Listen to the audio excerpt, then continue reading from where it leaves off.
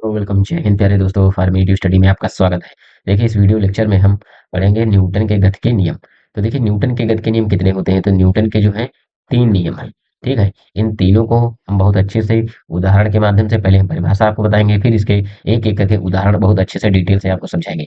तो हम आपको बताने जो लोग नहीं जानते हैं कि इससे पहले हमने जो है जो गति के बारे में पूरा पढ़ लिया है। ठीक है, तो और गति के टाइप्स कौन कौन से होते हैं वो पढ़ लिया है। ठीक है, तो आप जाकर वो वाली क्लास एक बार जरूर देख सकते हैं। अब धीरे धीरे करके हम सारी क्लासेस आपको प्रोवाइड करवा रहे हैं। देखिए मैथ की क्लासेस हमने सबसे पहले स्टार्ट की थी, तो आप जाकर जिन लोगों ने नहीं देखा वो मैथ की भी क्लासेस देख सकते हैं।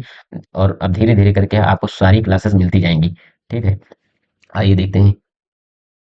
देखिए न्यूटन का प्रथम नियम। तो देखिए न्यूटन का प्रथम नियम क्या है।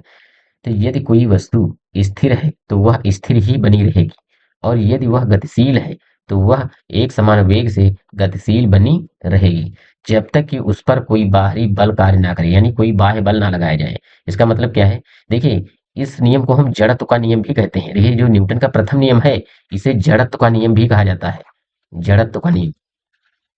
तो अगर क्वेश्चन पेपर में आपका ये आ गया कि जड़त्व का नियम लिखिए या जड़त्व किसे कहते हैं, तो आप यही डेफिनेशन आपको बस लिखना है। ठीक है, तो देखिए देखिए जो फुटबॉल रखा है, ये फुटबॉल, ये देखिए अभी स्थिर अवस्था में है। ठीक है, देखिए जो फुटबॉल है तो अभी ये स्थिर अवस्था में है। ठीक है, ये अभी गति नहीं कर रहा है तो ये स्थिर ही बने रहेगा। लेकिन न्यूटन का नियम कहता है अगर इस पर कोई बाह्य बल लगा दिया जाए तो ये गतिशील अवस्था में है। जैसे देखिए ये किक, ये जो फुटबॉल पर एक किक जब लात मारी जाती है तो ये गतिशील अवस्था में चला जाता है, तो ये गति करता रहेगा। तो न्यूटन का प्रथम नियम कहता है कि अगर कोई वस्तु है जो स्थिर अवस्था में है तो हमेशा स्थिर अवस्था में बनी रहेगी। अगर वो गतिमान है, अगर बाह्य बल लगाकर उसे गतिमान कर दिया गया है तो हमेशा गतिमान ही रहेगी। ठीक है, अगर एक और आपको डेफिनेशन में इसी की बता रहे हैं। देखिए जो किताब में कैसे लिखी है, देखिए ये किताब की डेफिनेशन है। अगर आपको ये अच्छी लग रही है तो आप ये लिख सकते हैं। यदि कोई वस्तु विरामावस्था में है तो वह विरामावस्था में बनी रहेगी, और यदि वह एक समान वेग से गतिमान है तो वह उसी प्रकार गतिमान रहेगी जब तक कि उस वस्तु पर बाह्य बल ना लगाया जाए। ठीक है, अगर कोई वस्तु गतिमान है, देखिए अगर कोई वस्तु स्थिर है तो हमेशा के लिए वो स्थिर रहेगी। ठीक है, लेकिन अगर वो गति कर रही है, अगर वो गति कर रही है तो गति करती रहेगी जब तक कि उस पर कोई बाह्य बल ना लगाया जाए। ठीक है, बस न्यूटन का प्रथम नियम यही कहता है। ठीक है, आइए उदाहरण के माध्यम से एक एक करके समझाते हैं। पहला उदाहरण है, किसी पेड़ की टहनी को जोर से हिलाने से उस पर लगे फल टूटकर नीचे गिरने लगते हैं। ऐसा क्यों होता है। देखिए तो न्यूटन का प्रथम नियम कहता है, देखिए अगर इस पेड़ की अगर जब ये टहनी को हिलाया जाता है तो जो पेड़ की डाल है वो गति करने लगती है, ये गतिशील अवस्था में आ जाती है। लेकिन इस पर जो लगे फल होते हैं, ये जो फल लगे हैं ये स्थिर अवस्था में रहते हैं। इस वजह से ये टूटकर गिर जाते हैं नीचे। ठीक है, तो क्या होता है, देखिए जब ये पेड़ों में, देखिए जब इस पेड़ की टहनी को हिलाया जाता है, ठीक है, तो ये जो पेड़ की डाल है ये गतिशील अवस्था में आ जाती है। ठीक है, लेकिन इस पर लगे जो फल हैं ये स्थिर अवस्था में रहते हैं।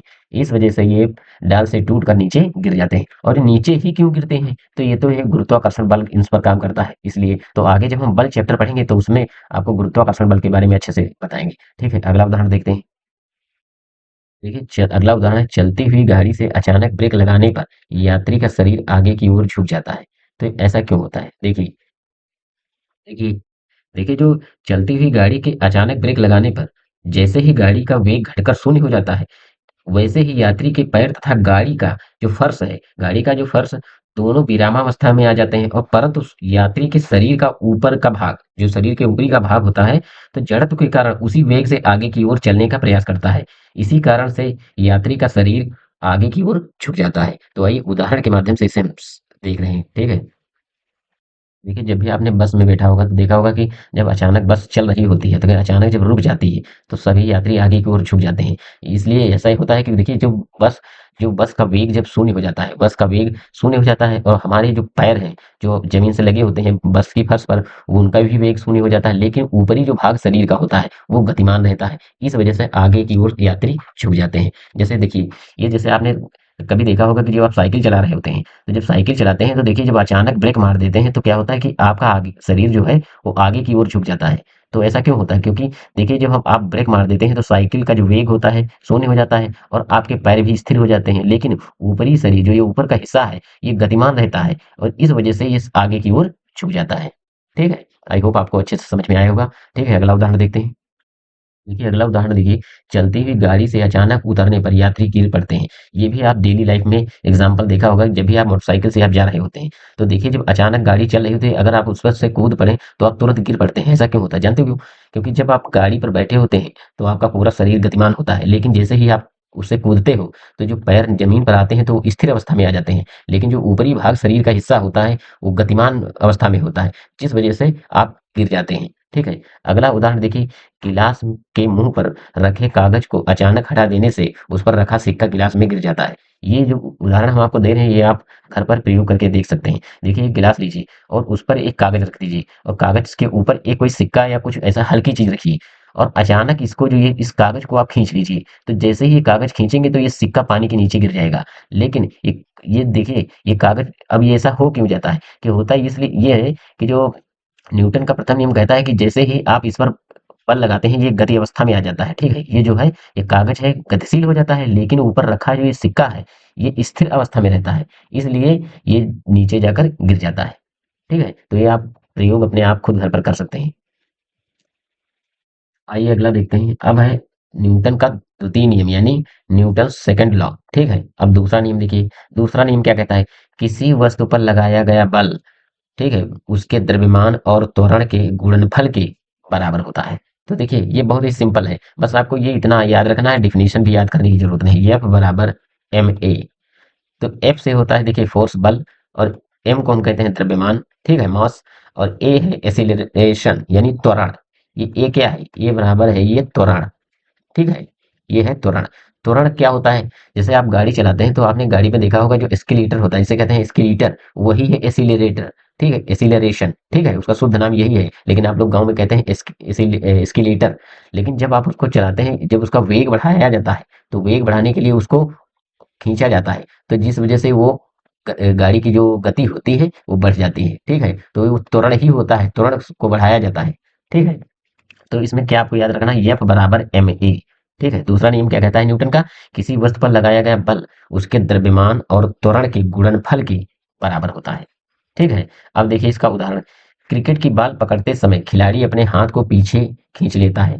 ठीक है। ऐसा क्यों होता है? तो आइए देखते हैं। देखिए जब कोई गेंद अच्छा जब कैच के लिए खिलाड़ी के पास आती है तो क्या होता है, खिलाड़ी अपने हाथों को पीछे खींचता है, जिस वजह से क्या होता है जो गेंद का जो वेग है, क्योंकि ये बहुत तेज वेग से आ रही होती है, तो इसका वेग कम करने के लिए इसका वेग गेंद का कम हो जाता है, जिस वजह से खिलाड़ी को चोट भी नहीं लगती है और कैच पकड़ने में आसानी होती है। ठीक है। और कैच पकड़ने के लिए इसमें बल भी कम आरोपित करना पड़ता है। बस इस यही कारण है कि खिलाड़ी क्रिकेट की बॉल पकड़ते समय हाथों को पीछे खींच लेता है। देखिए बंदूक से निकली गोली शरीर में घुस जाती है, तो ऐसा क्यों होता है? देखा, देखिए ऐसा इसलिए होता है कि ऐसा इस कारण होता है कि बहुत अधिक वेग के कारण, देखिए गोली का वेग है जो बहुत अधिक होता है होने के कारण शरीर में प्रवेश कर जाती है, तथा इसका वेग अल्प करने के लिए यानी इसका वेग बहुत कम समय में ही शून्य हो जाता है। ठीक है। इसका वेग कम समय में ही शून्य हो जाता है, जिस कारण ये गोली शरीर में प्रवेश कर जाती है। देखिए जितने उदाहरण हम आपको बता रहे हैं इस न्यूटन का सेकंड नियम के बता रहे हैं। ठीक है। तो एक एक करके इनको आपको कॉपी पर नोट करते जाना है, ये नहीं कि बस ऐसे ही देखते चलेंगे क्लास को और छोड़ दिया, नहीं तो आपका जो एग्जाम का टाइम होगा तो आप ये कवर नहीं कर पाएंगे। ठीक है। तो अभी से आपको कॉपी पर लिखते चलना है। इन उदाहरण को जो हम जो दे रहे हैं वो एक एक करके जरूर लिख लेना, इनसे ही क्वेश्चन बन जाता है। आइए अगला देखते हैं। अब देखिए न्यूटन का तृतीय नियम। अब तीसरा नियम क्या कहता है न्यूटन का? तो Newton third law of motion. देखिए तीसरा नियम कहता है कि प्रत्येक क्रिया के बराबर और विपरीत दिशा में एक प्रतिक्रिया होती है। इसे क्रिया प्रतिक्रिया का नियम भी कहा जाता है। ठीक है। अगर आप लास्ट टाइम अगर परीक्षा के टाइम सपोज आप सारा कुछ ये तीसरा नियम आ गया लिखने और लिखने को और आप भूल गई, तो आपको जानते हो कितना, इतना याद रखिए बस। इसे क्रिया प्रतिक्रिया का नियम भी कहा जाता है। बस क्रिया प्रतिक्रिया ही आप लिख देंगे तभी आपको नंबर मिल जाएगा। ठीक है। ये मेन की पॉइंट है इसका। ठीक है। तो आप देखते हैं इस नियम के अनुसार जब कोई वस्तु किसी दूसरी वस्तु पर बल लगाती है तो दूसरी वस्तु भी पहले वाली वस्तु पर उतना ही बल लगाती है, लेकिन विपरीत दिशा में। जैसे कोई वस्तु है, मान लीजिए अगर कोई इस साइड में बल लगा रहा है तो इस साइड में इस वस्तु पर आप बल लगा रहे हैं तो उधर से अपोजिट साइड में उतना ही बल अपोजिट साइड में लगता है। बस यही कहता है न्यूटन का थर्ड नियम यानी तीसरा नियम। अब देखिए उदाहरण से समझते हैं। देखिए रॉकेट का उड़ना, ये रॉकेट का उड़ना न्यूटन के तीसरे नियम पर ही आधारित है। देखिए जब रॉकेट नीचे की ओर गैस छोड़ता है, ठीक है, तो गैस रॉकेट को ऊपर की ओर धकेलती है। देखिए, देखिए, जब ये रॉकेट कैसे उड़ता है तो न्यूटन के थर्ड नियम पर कैसे, जब रॉकेट ऊपर की ओर जाता है, देखिए जब ऊपर की ओर जाता है तो नीचे देखिए बहुत तेजी से ये गैस छोड़ रहा है, ये फ्लेम। ठीक है, देखिए जब ये गैस नीचे को दबाव देती है, जिस वजह से रॉकेट ऊपर की ओर उड़ता जाता है। जितना ही ज्यादा वो ऊपर की ओर भागता है, नीचे ही उसकी गैस जो नीचे की तरफ निकलती है, जो नीचे जो दाब लगता है, तो ये ऊपर की तरफ उड़ता चला जाता है। ठीक है, इस नियम को हम क्या कहते हैं, क्रिया प्रतिक्रिया का नियम। अगला देखिए उदाहरण, अगला उदाहरण है बंदूक से गोली चलाना। जब गोली देखिए, देखिए बंदूक से जब गोली आगे की ओर निकलती है, ठीक है, जब बंदूक से गोली चलाई जाती है, तो जब गोली आगे की ओर निकलती है तो बंदूक पीछे की ओर झटका खाती है। देखिए ये प्रतिक्रिया बल लगाती है कैसे, जब बंदूक से देखिए गोली चलती है, गोली दागी जाती है, तो गोली गोली क्रिया बल के फलस्वरूप आगे की दिशा में बढ़ती है। गोली कैसे है, आगे की ओर बढ़ती है, परंतु गोली भी बंदूक पर एक समान परंतु विपरीत दिशा में बल लगाती है। ठीक है, प्रतिक्रिया बल लगाती है, जिससे गोली चलाने वाले व्यक्ति व्यक्ति को पीछे की ओर झटका लगता है। देखिए, जब ये गोली इसमें से निकलती है, तो ये बहुत तेजी वेग से आगे की तरफ बढ़ती है और ये बल लगाती है। लेकिन ये प्रतिक्रिया बल भी बंदूक पर लगाती है, जिस वजह से जो गोली चला रहा होता है उसका शरीर थोड़ा सा पीछे की ओर थक्का जैसे झटका सा महसूस होता है। ठीक है, तो ये कौन सा नियम है, ये न्यूटन का तीसरा नियम है, ये प्रतिक्रिया बल लगाती है गोली। ठीक है, अगला उदाहरण देखते हैं। देखिए अगला उदाहरण देखिए, किसी नाव से कूदना। तो किसी नाव से कूदना देखिए क्या है, जब कोई व्यक्ति नाव से आगे की ओर कूदता है, ठीक है, तो नाव पीछे की ओर खिसकती है। तो ऐसा क्यों होता है, देखिए ये जब व्यक्ति है, देखिए ये नाव है, ये नाव से जब ये व्यक्ति कूदता है तो ये इसके पैर से एक बल लगाया जाता है, ये इस नाव पर बल लगाता है, जिस कारण ये नाव पीछे की ओर भाग जाता है। ठीक है, लेकिन इसी के फलस्वरूप जितना यह व्यक्ति अपने पैर से नाव पर बल लगाता है, तो नाव भी प्रतिक्रिया बल आरोपित करता है, जिस कारण आदमी किनारे पर कूदकर निकल आता है। ठीक है, अगला उदाहरण देखिए। अब देखिए ये उदाहरण है चलना। देखिए आप चलते कैसे हैं, तो देखिए इसमें भी न्यूटन का थर्ड नियम लगता है, यानी न्यूटन का तीसरा नियम इसमें भी फॉलो होता है। देखिए जब हम, थोड़ा जूम कर लेते हैं, देखिए हम चल कैसे पाते हैं, तो ये चलना भी न्यूटन का तीसरा नियम है। देखिए जब हम जमीन पर पैर रखते हैं और उसे पीछे की ओर धक्का देते हैं, तो ये तो क्रिया हो गई, तो जमीन हमें आगे की ओर धकेलती है, इस वजह से हम चल पाते हैं। देखिए जब आप जमीन पर चलते हैं, तो जमीन पर आप एक प्रेशर लगाते हैं, दाब लगाते हैं, ठीक है, तो लेकिन उसके अपोजिट एक विपरीत दिशा में जमीन भी आप पर प्रेशर डालती है, जिस वजह से आप आगे बढ़ जाते हैं। ठीक है, आगे हम बताएंगे, क्योंकि इसमें जब आप चलते हैं तो इसमें घर्षण बल भी काम करता है, लेकिन ये घर्षण बल जब हम बल वाले चैप्टर में, अगले चैप्टर में इस अच्छे से आपको बताएंगे। ठीक है, तो आप कैसे चल पाते हैं, तो अगर कह दिया जाए कि अगर कोई व्यक्ति चल रहा है तो इसमें न्यूटन का कौन सा नियम फॉलो हो रहा है, तो आपको कहना है कि न्यूटन का थर्ड नियम। ठीक है, अगला देखिए, जब कोई तैराक पानी में आगे बढ़ना चाहता है, देखिए जब अगर कोई तैराक है, अगर पानी में तैर रहा है, तैराक आगे बढ़ना चाहता है, तो वह अपने हाथों और पैरों से पानी को पीछे की ओर धक्का देता है। ठीक है, जैसे ही वो अपने हाथों से पानी को पीछे की ओर धक्का देता है, और पानी भी उसे उतने ही बल के साथ आगे की ओर धक्का देती है, जिस वजह से आदमी आगे की तरफ तैरने लगता है। देखिए एक बार इसको और समझते हैं हम। देखिए जब कोई तैराक है, पानी में तैरता है, तो वो अपने हाथों और पैरों से पानी को आगे की ओर पीछे की ओर धकेलता है, ठीक है, और पानी भी उस पर प्रतिक्रिया बल आरोपित करती है उतना ही, तो वो पानी भी आगे की ओर तैराक को धकेलता है, जिस वजह से तैराक जो है वो तैरने में सक्षम हो जाता है। ठीक है, अब आइए देखते हैं। देखिए इतने ही उदाहरण थे, हमने आपको तीनों नियम आपको अच्छे से समझा दिया उदाहरण लेकर और फिगर के माध्यम से। अब देखिए अगर किसी भी प्रकार का अगर डाउट रह जाए तो एक बार क्लास को रिपीट करके दोबारा देख लीजिए, ठीक है, और बहुत अच्छे से समझ लीजिए इसको, क्योंकि अगर आपको कॉन्सेप्ट समझ में आ जाएगा तो आपको रटने की जरूरत इसमें कम पड़ेगी। ठीक है, अब क्या करना है, ये आपको एक साथ कॉपी पर लिखते जाना है, और जो मैं बोल रहा हूँ वो आपको अच्छे से सुनना है, क्योंकि तभी आपको जाकर, क्योंकि लिखा तो आप भूल जाएंगे, लेकिन अगर जो आपके दिमाग में जो कॉन्सेप्ट बैठ जाएगा वो आप नहीं भूलेंगे। ठीक है, अब आगे देखिए, इसमें थोड़ा एक रह जाता है जो इम्पोर्टेंट नहीं है इतना, लेकिन हम आपको बता रहे हैं क्योंकि हो सकता है कि अगर क्वेश्चन पूछ लिया जाए तो गति के समीकरण कौन कौन से होते हैं, बस उनको हम एक बार आपको बता दे रहे हैं। ठीक है, देखिए ये जरूर एक बार देख लीजिए, गति के समीकरण। तो गति के कौन कौन से समीकरण होते हैं, तो गति के देखिए तीन समीकरण होते हैं।